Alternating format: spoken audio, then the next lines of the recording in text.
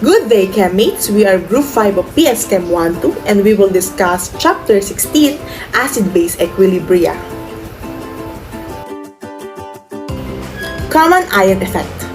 Last chapter, we tackled the ionization of acid-base and also the salt hydrolysis, but it was limited to the solutions that contained one solute.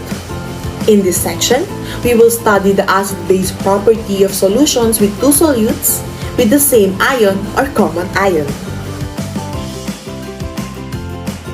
Common ion effect is the shift in equilibrium caused by addition of a compound having an ion in common with a dissolved substance. This is an application of Le Chatelier's principle, where increasing the concentration of a substance will shift the equilibrium to the other side of reaction. For example, when sodium acetate and acetic acid are dissolved in the same solution, both the sodium acetate and acetic acid will produce acetate ions, which is the common ion. Since sodium acetate is a strong electrolyte, it completely dissolves in the solution, while acetic acid is a weak acid, making it only ionize slightly. So according to Le Chatelier's principle, the addition of acetate ions, which is galing sa sodium acetate, when added sa solution ng acetic acid, will affect the ionization ng acetic acid by suppressing it, meaning the equilibrium will shift from right to left, which will result sa lower hydrogen ion concentration. Ibig sabihin, the solution containing both sodium acetate and acetic acid is less acidic than the solution na may acetic acid lang. In the previous chapter, Acids and Bases, it is discussed the equation used to calculate the pH of a certain substance. We can recall it as the negative logarithm of the concentration of hydrogen ions. We can set this aside for now. Let us take this general equation discussed earlier in this video, where HA is a weak acid and the A- are the ions that came from the salt's form. From this, we can solve for the K or the ionization constant by dividing the concentration of the products by the concentration of the reactants. We can write it as the Ka is equal to the concentration of hydrogen ions multiplied to the concentration of the anion of our soluble salt all over the concentration of our weak acid. This equation can be written as the concentration of the hydrogen ion is equal to the ionization constant multiplied to the concentration of our weak acid over the concentration of our anion of our soluble salt. It is also known as the conjugate base. This can now be substituted to our previous equation, which is the pH is equal to negative logarithm of the concentration of hydrogen ions.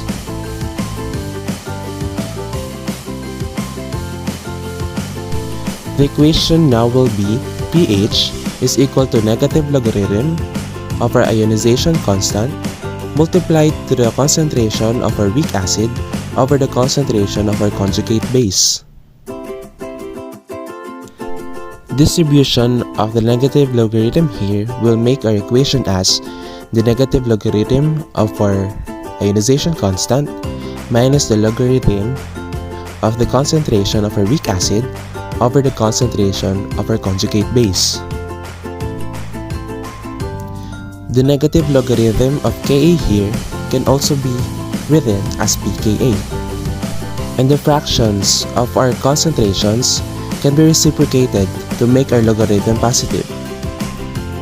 This will lead us to our final equation, which is pH is equal to pKa plus the logarithm of the concentration of our conjugate base over the concentration of our weak acid.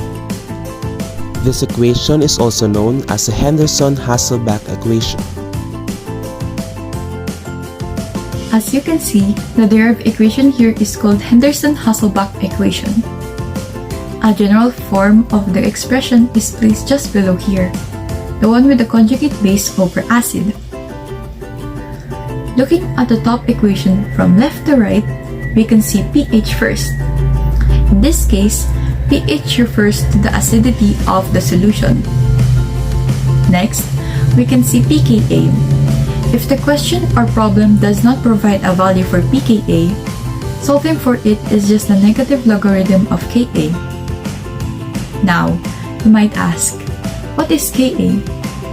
Ka or acid dissociation constant determines how much an acid dissociates under certain circumstances.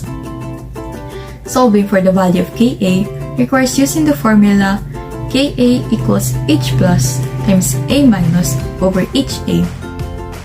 What do they all mean? H plus refers to the concentration of hydrogen ions, A minus refers to the concentration of the conjugate base, and HA is the concentration of the acid. Basically, it is the product of the product's concentrations divided by the concentration of the reactants. Do note that H2O is excluded in the equilibrium constant expression since it is a pure liquid with an activity of 1. Additional information. pKa and Ka have an inverse relationship. It can be observed that the lower the Ka, the resulting pKa would be higher. This means that the acid is more potent and dissociates more. Going back to the Henderson-Hasselbalch equation, at the numerator, A minus can be seen. It is where the conjugate base equilibrium concentration is placed. Then, at the denominator HA, the acid's equilibrium constant must be inserted there. Both values of the conjugate base and acid must be at their equilibrium concentrations since it is derived from the equilibrium constant expression. Let us now try to answer this example problem. Calculate the pH of a 0.20 molar of CH3COOH or acetic acid solution. The Ka of acetic acid is 1.8 times 10 raised to negative 5. The given chemical equation for this problem is the acetic acid in aqueous solution is in equilibrium with the hydrogen ions in aqueous solution plus the acetate ions in aqueous solution.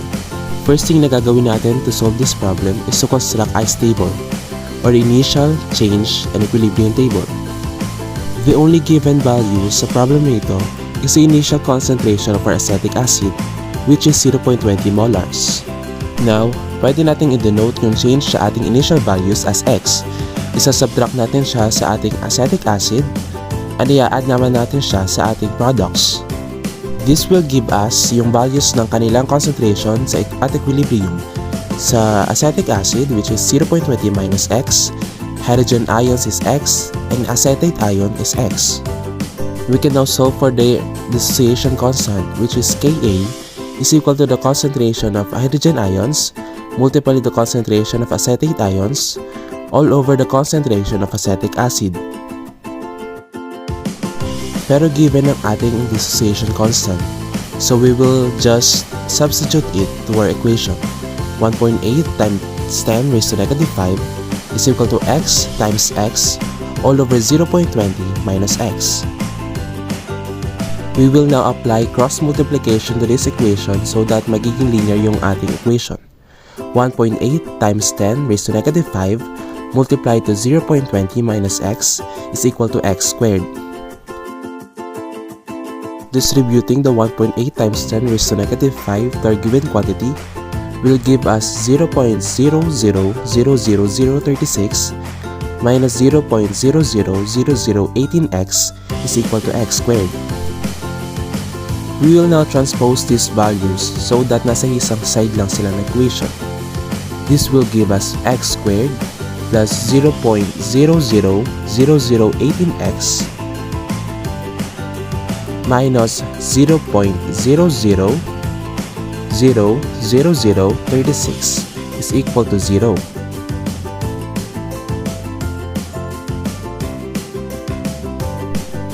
We can now easily solve for the values of x using quadratic equation. This will give us x sub 1 is equal to the negative 0.002 and x sub 2 is equal to 0.002. X sub 1 will give us negative concentration, which is not possible, so we can cancel this out. Pwede na nating magamit yung nakuha nating values to solve for our pH by just substituting to our equation. pH is the negative logarithm of our Ka, which is 1.8 times 10 raised to negative 5 plus the logarithm of the concentration of our conjugate base, which is X na may value ng 0.002 molar, over the concentration of our acid na may value na 0.20 minus 0.002 molar. Solving for our pH using calculator will give us an answer of 2.7. To begin with, let us first define what buffer solution is. A buffer solution is a solution that keeps a pH after adding acidic or basic components to it. Therefore, adding a small quantity of basic or acidic components to the mixture won't cause the pH to change. It may neutralize these quantities that keeps or maintains the pH essentially constant. We should also know that buffer solutions can be roughly categorized into two types. These are alkaline buffers and acidic buffers. Acidic buffers are solutions that are used to maintain acidic conditions. These solutions have a pH of less than 7 and are made up of strong base, a weak acid, and their salt. While alkaline buffers or buffer solutions serve to maintain basic conditions. This buffer has a basic pH of 7 and is made up of a strong acid, a weak base, and its salt. Now that we have learned what buffer solution is along with its type, we should also learn what really makes up a buffer solution. In maintaining a pH range efficiently, it requires a weak base or a weak acid with its salt added. Both components are essential for the formation of a buffer solution. To simplify it, we must always remember that a buffer must consist of a weak conjugate acid-base pair, meaning either a weak acid and its conjugate base or a weak base and its conjugate acid. The choice between the two will simply come down to the buffer's intended pH when combined in a solution. Let us now tackle the preparation of a buffer solution. This solution is prepared by mixing the weak bases with their corresponding conjugate acids or mixing weak acids with their corresponding conjugate bases. We can also prepare acid and base buffer using Henderson-Hasselbalch equation. Buffer is not only significant in chemistry, buffer solution also shows its relevance in utilizing in the activity of enzymes, food preservation, medicine and administration, electroplating, printing, and fermentation. A particular hydrogen ion concentration, pH, is required for the blood oxygen carrying capability. The pH of different bodily fluid varies significantly is one of the best examples for this. For example, the pH of blood is approximately 7.4, whereas the pH of gastric juice in the stomach is approximately 1.5. Generally speaking, buffers are used to maintain these pH values, which are essential for both the balance of osmotic pressure and appropriate enzyme performance. Now let's have a sample problem to show the effect of a buffer solution on pH. Calculate the pH of a buffer system containing 1 m acetic acid and 1 m sodium acetate. What is the pH of the buffer system after the addition of 0.10 mole gaseous hydrochloric acid to 1 liter of the solution? Assume that the volume of the solution does not change when the hydrochloric acid is added. So in this example, the ionization of acetic acid can be shown as this. Malalaman natin yung pH ng buffer system if alam din natin yung mga concentration nila at equilibrium. Note that the Ka, or acid ionization constant of acetic acid, is 1.8 times 10 raised to negative 5. So first, let's construct the ice table. For their initial concentration, both acetic acid and acetate ion have 1 m, while the hydronium ion has 0. Since there are no stated changes in concentration, we will assign X. The acetic acid concentration will decrease in this reaction, so the X will be negative. Meanwhile, both products will have increased concentration, so we will input positive X's. Thus, the concentration at equilibrium will be given by 1 minus X for acetic acid, X for hydronium ion, and 1 plus X for acetate ion. The equilibrium expression for this ionization is Ka is equals yung mga product over reactant. Isa-substitute natin dito yung Ka value ng acetic acid and yung concentration at equilibrium ng reactant and products. So, the equation will be 1.8 times 10 raised to negative 5 is equals to x times 1 plus x over 1 minus x. Assuming that 1 plus x is 1 and 1 minus x is also 1, we will obtain x is equals to 1.8 times 10 raised to negative 5, which is yung concentration ng hydronium ion at equilibrium. Therefore, the pH of the system is equals to negative log of 1.8 times 10 raised to negative 5 is equals to 4.74. We can conclude that when the concentrations of the acid and conjugate base are the same, the pH of the buffer is approximately equal to the pKa of the acid. We're now down to our last topic for today's session, and guess what? Tungkol ito sa pinakagusto nating experiment ng first sem sa POC. Our last topic is all about the acid-base titrations.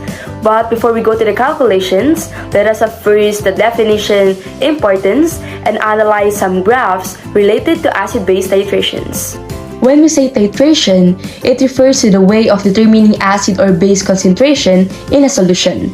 Like when we mix an acid and base, there is a question inside our mind regarding the amount of acid or base present there, and we can know that by the use of calculation in acid-base titration. Also, take note that pH plays a crucial part here. That's why pH meter is used to monitor the acid-base titration. As we go deeper to the quantitative aspects of acid-base titration, we should know the three types of it. First, we have titrations involving a strong acid and a strong base. Second, titrations involving a weak acid and a strong base. And third, titrations involving strong acid and a weak base. Kung mapapansin natin, bakit walang weak acid and weak base? It is because complicated siya by the hydrolysis of both the cation and the anion of the salt form. That's why mahirap i-determine yung equivalence point in these cases. Now let's talk about the strong acid and strong base titration. This graph is the oxygen-carbon dioxide transport and release by blood. First, erythrocyte react with hemoglobin to form carbonic acid. Second, it is converted to CO2 by carbonic anhydrase. It explains why CO2 is exhaled and yung formation ng Hb negative dahil sa reaction between HHB and HCO3 negative. And yung cause, bakit tayo nag-i-intake ng oxygen sa lungs. And the third one is since ang Hb negative nga ang may higher affinity, iyon yung nagkakos for the arterial blood flows back to the body tissues and ma-repeat ang cycle. Now, let's analyze this graph. As we can see present ang pH value, volume of sodium hydroxide, and the equivalence point. When we see an equivalence point, it is an indication where precisely enough base has been added to neutralize the solution. Also, expected na ang equivalence point of strong acid and strong base ay at pH 7. Ngayon, dumakod na tayo sa pinakahihintay ng lahat. Calculations. After the addition of 10 ml of 0.1 molarity of sodium hydroxide to 25 ml of 0.1 molarity of hydrogen chloride, the total volume of the solution is 35 ml. The number of moles of NaOH in 10 ml is, here ang hinahanap ay number of moles ng NaOH. Kaya naman magfocus tayo sa 10 ml and 0.1 molarity of NaOH. Using stoichiometry, 0.1 molarity of NaOH ay mag-i-equal sa moles per liter. Kaya naman pwede natin siyang i-multiply sa 10 ml and 1 liter over 1000 ml para lahat ng related sa volume ay makancel at number of moles ng NaOH na lang ang matira. Same procedure lang din sa pagkuha ng number of moles of HCl. After that, we will get the amount of HCl left after the partial neutralization. Pag maminusin natin ngayon yung two values or moles na nakuha natin kanina na mag-equal sa 1.50 multiply to 10 raised to negative 3. At siya naman nating i-divide sa total volume na equal sa 35 ml and multiply sa 1000 ml over 1 liter para makancel ang ml and matira ang moles over liter or yung concentration of HCl. Since meron na tayong concentration, we can assume that H plus is equal to 0.0429 molarity and makukuha na natin ang pH level using the equation of pH is equal to negative log multiply sa H plus or H positive or negative log 0.0429 na mag-i-equal sa 1.37 pH level. Makukuha na natin yung number of moles ng NaOH by multiplying 35 ml sa 0.1 molarity and convert the ml to liters para makancel and mag-arrive sa answer na 3.50 times 10 raised to negative 3 moles. We will now subtract the original amount of moles ng HCl so complete neutralize na HCl to get the number of moles of NaOH left, which is equal to 1 times 10 raised to negative 3 mole na i-divide natin sa concentration of NaOH, which is equal to 60 ml. And i-multiply natin sa 1000 ml over 1 liter para makancel ang ml and matira ang moles per liter or simply the molarity of NaOH na equal sa 0.0167 molarity. Since ang OH minus or OH negative is equal to 0.0167 molarity, we will use the equation of POH is equal to negative log 0.0167 na equal sa 1.78. And lastly, we will use the equation pH is equal to 14 minus POH or 14 minus 1.78 that is equal to 12.22 pH value. For the next type of acid-base titration, we have the weak acid and strong base titration. Example of this is the neutralization reaction between acetic acid and sodium hydroxide. If we will examine this graph, we can see that at 25 ml of NaOH and pH level of 8.72, the equivalence point has been reached. Kung ikukumpara natin sa unang graph, mapapansin natin na mas malaki yung value ng pH dito. And it's because of the excess OH minus or OH negative ions, given na mas strong ang base kaysa sa acid. Examples of a weak base strong acid reaction would be hydrochloric acid plus ammonia, which produces ammonium chloride, and ammonium hydroxide plus sulfuric acid, which produces ammonium sulfate and water. The weak base strong acid graph starts at 11.13 pH with no hydrochloric acid added, and it reaches an equivalence point of 5.28 pH with 25 milliliters of hydrochloric acid added, reaching up to 1.3 pH with 50 milliliters of hydrochloric acid added.